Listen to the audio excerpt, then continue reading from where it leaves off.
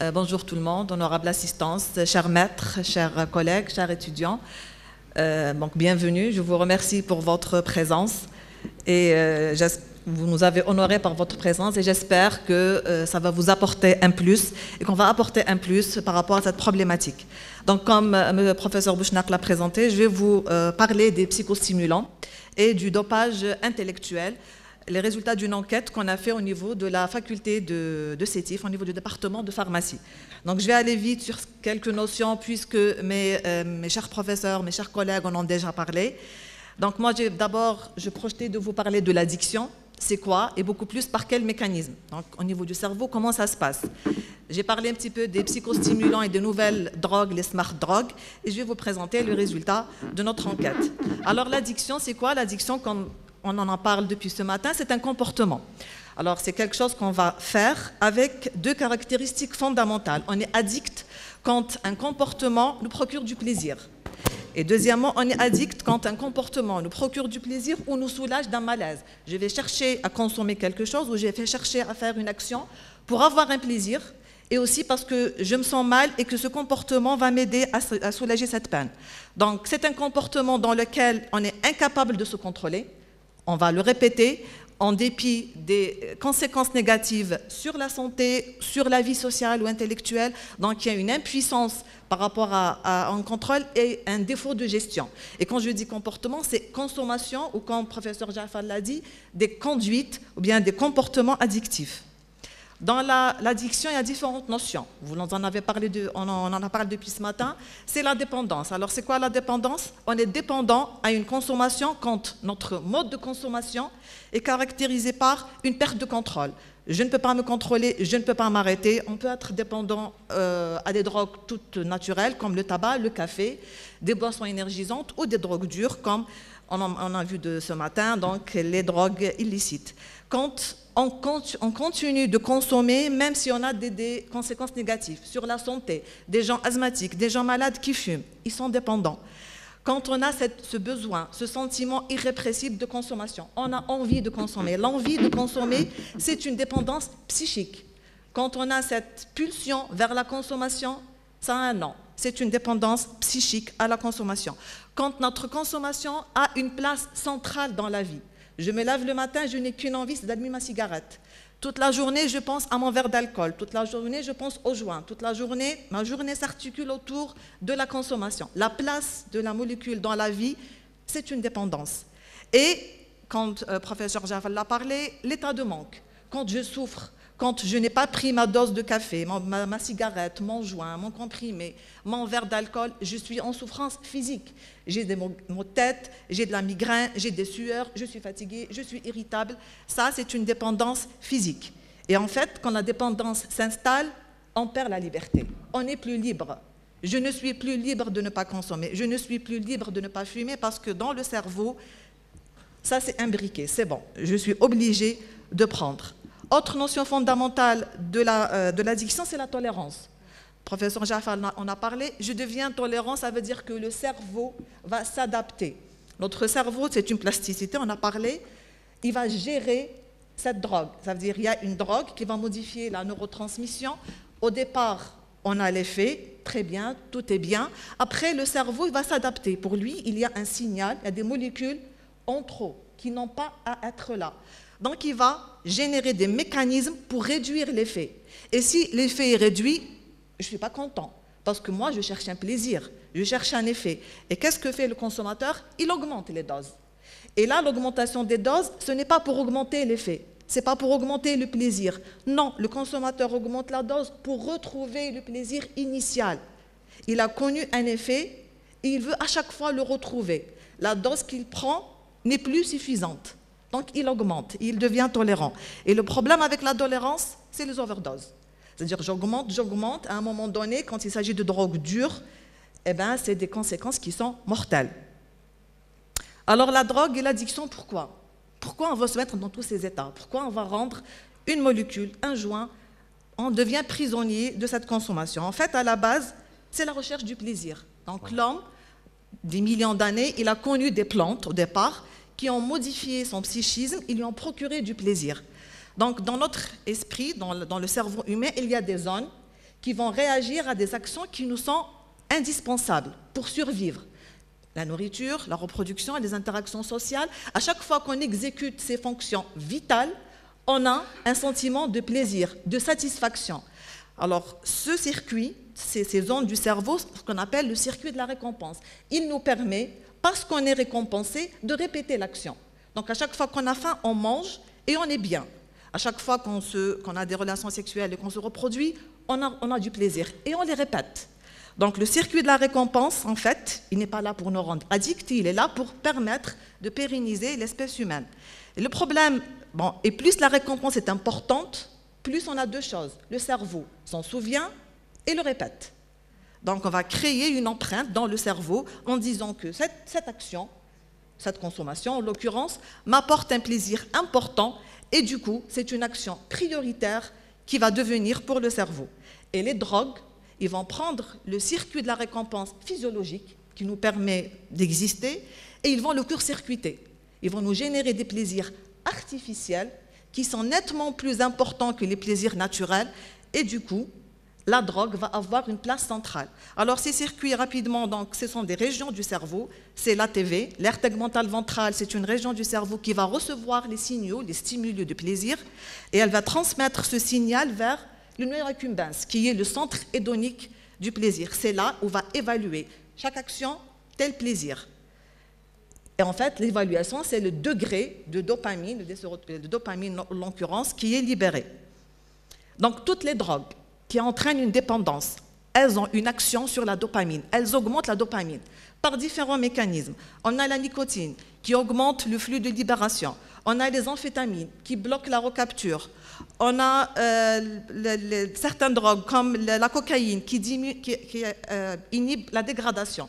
En tout état de cause, on a de la dopamine en excès au niveau des terminaisons nerveuses du nerf accumbens, donc beaucoup de dopamine, un sentiment de plaisir intense. Alors, qu'est-ce qui va se passer? Les drogues, je vous ai dit, vont court-circuiter ce circuit, vont augmenter, ce sera des décharges de dopamine au niveau du nerf accumbens, et du coup, le système de récompense physiologique est désensibilisé. On n'a plus plaisir à manger, on n'a plus plaisir à être en famille, on n'a plus plaisir à étudier, plus rien n'est gratifiant. Seule la drogue devient gratifiante. Et du coup, la drogue va prendre la place centrale chez le consommateur. Il ne prend plus plaisir à rien, seule la drogue est gratifiante. Et le pire dans tout ça, c'est que la drogue, à un moment donné, elle-même ne sera pas gratifiante, parce qu'il deviendra tolérant et on entrera dans le cercle de la consommation. Donc je passe vite les chiffres parce que déjà, professeur Bombodieff en a parlé. Même la classification, on a dit, donc on a les dépresseurs, les stimulants et les hallucinogènes. Et moi, aujourd'hui, je vais vous parler un petit peu des psychostimulants, de ces nouvelles drogues, de ces smart drogues qui sont consommées beaucoup plus par les intellectuels, par les étudiants. Donc, on les appelle les nootropiques, donc ça vient de noo, qui veut dire esprit, et tropique, qui veut dire courber. Donc, on va un petit peu courber l'esprit pour potentialiser les performances. En fait, ça ne rend pas plus intelligent, ça n'augmente pas les neurones. Ça va permettre de booster les neurones, d'augmenter leur rendement. Donc, ça stimule les performances cognitives, la mémoire et la concentration, mais ce sont des médicaments qui sont, à côté de l'effet psychique, il y a beaucoup d'effets secondaires, notamment sur les autres fonctions cérébrales et sur le système cardiovasculaire. Donc, ça sera des insomnies, des agitations, des irritabilités, des troubles de la tension artérielle, des troubles du rythme, des troubles de la circulation, comme effets secondaires qui vont accompagner cet effet neurotropique. Dans les psychostimulants, il y a des médicaments, les molécules de synthèse, comme les médicaments, les antidépresseurs, les médicaments utilisés pour traiter les narcolepsies, les psychostimulants comme le modafinil, qui est commercialisé en Algérie, et certains médicaments utilisés pour les troubles de l'attention chez l'enfant. Et dans les naturels, on a les stupéfiants, on en a parlé donc depuis ce matin, comme la cocaïne, qui entraîne une dépendance psychique rapide. Les amphétamines, dans le surdosage, peut être mortel. Alors, il y a des psychostimulants naturels. On peut booster son esprit pendant les étudiants le font en période de révision. Par exemple, en prenant du thé vert qui stimule la mémoire et la concentration, le ginseng qui va booster la mémoire, le ginkgo qui améliore la concentration, bien sûr le café, mais attention aux excès parce que le café a beaucoup d'effets indésirables qui peuvent être dangereux. certains oméga-3 qui sont présents dans les produits de la mer qui permettent d'une meilleure oxygénation du cerveau, donc un meilleur rendement du cerveau. Et bien aussi, il y en a les compléments alimentaires, c'est la mode aujourd'hui, avec des acides aminés qui peuvent avoir un effet psychostimulant qui peut être intéressant. Et là, je vous présente les résultats de l'enquête qu'on a fait auprès des étudiants du département de pharmacie de la faculté. Alors, le dopage intellectuel, vous connaissez tous le dopage sportif, où un sportif va prendre des molécules pour booster ses performances physiques. Le dopage intellectuel, c'est la même chose. On va prendre des substances pour augmenter ses performances intellectuelles. Donc, selon la définition adoptée par la Commission de lutte contre la drogue et la toxicomanie en France, a défini les conduites dopantes ou le dopage intellectuel par la consommation d'un produit pour affronter un obstacle ou bien le surmonter. Cet obstacle peut être réel ou ressenti. C'est-à-dire quand j'ai besoin d'une aide extérieure, chimique, pour affronter un obstacle, on va dire intellectuel, une révision, un examen, là, cette conduite, c'est une conduite dopante. Le café que vous prenez pour rester éveillé toute la nuit pour réviser, c'est une conduite dopante. Ce n'est pas forcément une conduite négative, ce n'est pas forcément péjoratif, mais ça a un nom. C'est une conduite dopante. Et là, on ne parle pas de produit. Ce qui ne nous intéresse pas, ce n'est pas le produit en lui-même, c'est le comportement. C'est d'aller prendre quelque chose pour pouvoir performer et pour pouvoir carburer. Donc, les molécules qu'on rencontre souvent en milieu estudiantin, ils ont trois fonctions. Donc, les étudiants vont chercher ou bien les intellectuels vont chercher à consommer, d'abord pour lutter contre l'anxiété, contre le stress, contre la peur de l'examen, pour nous aider à régler notre rythme cardiaque. Aussi pour gérer le sommeil, il y a des gens qui ont des insomnies. À la veille d'un examen, il est tellement anxieux, tellement stressé qu'il n'arrive pas à dormir. Donc on va prendre des choses naturelles comme la valériane ou l'aubépine, ou bien artificielles comme les médicaments, les tranquillisants, les benzodiazépines, avec un risque de dépendance. Certains étudiants prennent des bêta-bloquants. Alors le bêta-bloquant, ce sont des molécules qu'on utilise la veille d'un examen pour réguler le rythme cardiaque, diminuer les palpitations et pouvoir mieux gérer l'examen. Il faut savoir que les bêta-bloquants, c'est des médicaments dangereux, c'est des médicaments qui agissent sur le système cardiovasculaire. Ils doivent être prescrits par un médecin sous une étroite surveillance. Ce n'est pas parce que je suis stressée que je vais prendre un bêta-bloquant pour gérer un examen, ça n'en vaut pas la peine. Deuxième raison pour consommation en cas de dopage, c'est la fatigue. On est fatigué, donc on a un rythme intensif de révision, surtout les gens qui se prennent tard, ils laissent les cours s'accumuler, ils ont un mois, et pendant le mois, ils veulent réviser des cours de 3 mois. Donc au bout d'un moment, il est fatigué, il commence à prendre des vitamines, des compléments alimentaires, certains produits anti-asthéniques pour l'aider un petit peu à suivre le rythme. Et enfin, les psychostimulants, donc pour augmenter la capacité de se concentrer et la mémorisation, pour retenir plus d'informations. Alors, les filières santé sont les filières où on rencontre le plus ce phénomène. C'est des études difficiles, c'est des études qui demandent beaucoup d'efforts intellectuels et du coup, toutes les études rapportent une consommation de ces molécules plus importante dans les filières de santé. Donc, notre objectif par cette étude, c'était d'évaluer cette pratique auprès de nos étudiants, de faire un état des lieux de ces comportements, quels sont les produits qui sont utilisés et pourquoi, les motifs de consommation. Donc la cible, c'était les étudiants du département de pharmacie. On a fait passer un questionnaire en ligne sur Google Drive et ça s'est passé on a recueilli les données entre janvier et mars 2023. Donc le questionnaire, il y avait 3 grandes sections, données générales, âge, sexe, donc vie, consommation de molécules, on va dire licites, café, tabac et boissons énergisantes. Et après, c'était la question phare, est-ce que vous consommez des médicaments ou des produits en vue de la préparation d'un examen, oui ou non? Après, pour les gens qui ont répondu oui, donc les spécialités et les motifs de consommation. Donc on avait 112 étudiants qui ont répondu. La majorité, c'était des filles. On avait 14 garçons. Et cet échantillon représente en fait la répartition sexe-ratio des études médicales. Il y a beaucoup plus d'étudiantes filles que garçons dans les sciences médicales. Alors, 85% des étudiants étaient âgés entre 20 et 25 ans, 55% logés chez leurs parents et 96% étaient célibataires. Pour la consommation de tabac, donc la majorité, comme c'est des filles, donc non-fumeurs, et sur les 14 garçons, il y avait 2 garçons qui ont déclaré fumer. Sur la consommation des boissons énergisantes à l'approche des examens, 50% ont répondu oui. Donc, ils consomment des boissons énergisantes pour la préparation d'un examen ou d'un contrôle ou d'un examen.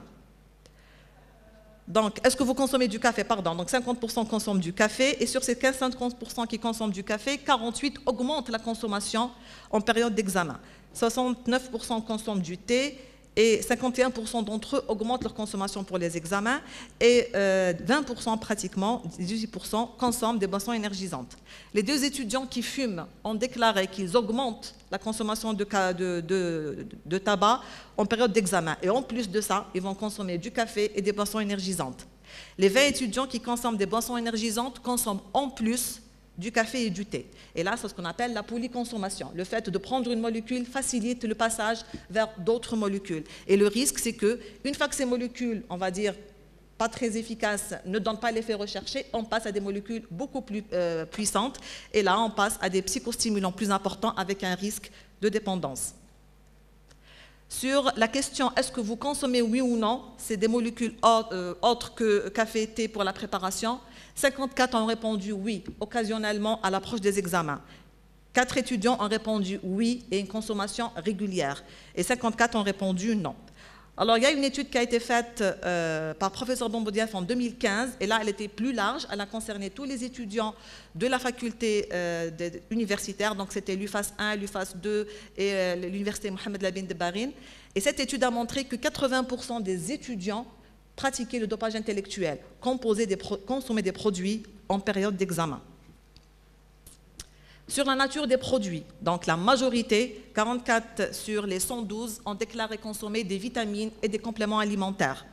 6 consommaient des boissons et des infusions. 2 des étudiants consommaient des bêta-bloquants pour gérer le stress. 2 prenaient d'autres médicaments comme l'Atarax, ce sont des anxiolytiques antihistaminiques. 2 prenaient des anxiolytiques, benzodiazépines, et 2 des antidépresseurs. Alors, je reprends l'étude faite par professeur Bombodieff où ils ont trouvé comme nous, la majorité c'était des boissons et des compléments alimentaires, des vitamines, café, thé, boissons et alcool. Les médicaments rapportés par l'étude, c'était des médicaments pour la concentration des stimulants, des stéroïdes, des tranquillisants, des bêta-bloquants et des médicaments pour lutter contre les troubles du sommeil. Et il y avait également 2% des étudiants qui ont déclaré consommer du cannabis et comme drogue licite, le tabac. Alors, ça rapporte à toutes les études qui sont faites où la plupart des étudiants qui pratiquent le dopage intellectuel consomment des psychostimulants, des bêta-bloquants, des stimulants majeurs comme cocaïne et amphétamine. Les facteurs influençants par rapport au sexe, le genre, il n'y avait pas de différence. Les filles consomment tout autant que les garçons. L'étude effectuée en France en 2018 rapporte qu'un étudiant sur 5 prend des stimulants et que les filles sont majoritaires dans la consommation. Donc, par rapport au lieu de vie, est-ce que le fait de vivre en cité ou le fait de vivre chez les parents, ça a un effet sur la consommation? Oui. Les étudiants qui vivent avec leurs parents consomment moins que les étudiants qui vivent en cité. Donc, le fait de vivre en famille, là, ça a un effet protecteur. Sur l'origine des produits, donc d'où est-ce que vous allez vous procurer les produits? Donc, 70% c'est les procure en pharmacie. C'est des produits qui sont en vente libre à la pharmacie.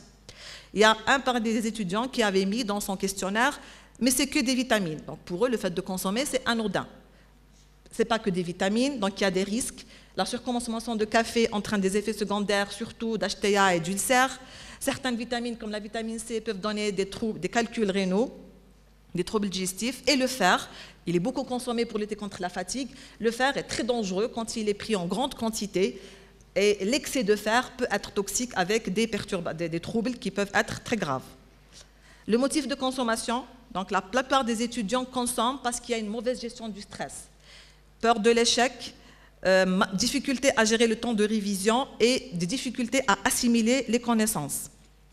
Donc c'est ce qui a été également rapporté par une étude québécoise où les étudiants consomment pour améliorer la concentration, améliorer la mémoire, lutter contre le manque de sommeil et réduire la fatigue. En fait, ce sont des pratiques qui sont anodines, des pratiques banalisées, voire même une culture universitaire. Et ne pas prendre de médicaments est considéré comme un désavantage. Si je ne consomme pas, mon collègue va me dépasser et je serai désavantagé. Donc, tout le monde consomme. Et enfin, le motif de consommation, la dépendance. Est-ce que vous êtes dépendant? Est-ce que vous avez besoin de ces molécules? La plupart ont répondu non. En fait, c'est logique vu qu'ils ne consomment que des vitamines et des compléments alimentaires. Mais on a 8 étudiants qui ont déclaré être dépendants. Ce sont les étudiants qui consomment les psychotropes. L'étude faite à l'échelle universitaire a ramené pratiquement la même chose. 9 étudiants ont déclaré être dépendants aux molécules qu'ils consomment dans un cadre de dopage.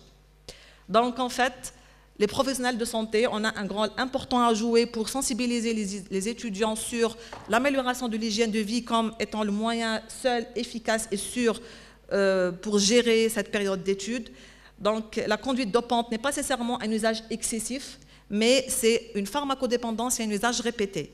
Et le risque de déviation vers une conduite addictive est très élevé quand on a déjà ce comportement de dopage intellectuel. Et enfin, une bonne hygiène de vie, une amélioration de l'alimentation, une bonne gestion du sommeil, c'est la clé pour pouvoir mieux appréhender les périodes d'études et les périodes difficiles. Et enfin, il n'y a pas de pilule magique qui est efficace pour améliorer ses performances. Il faut un travail au quotidien. Et en fait, vivre sans drogue, c'est tout simplement vivre libre. Et je vous remercie pour votre attention. Merci.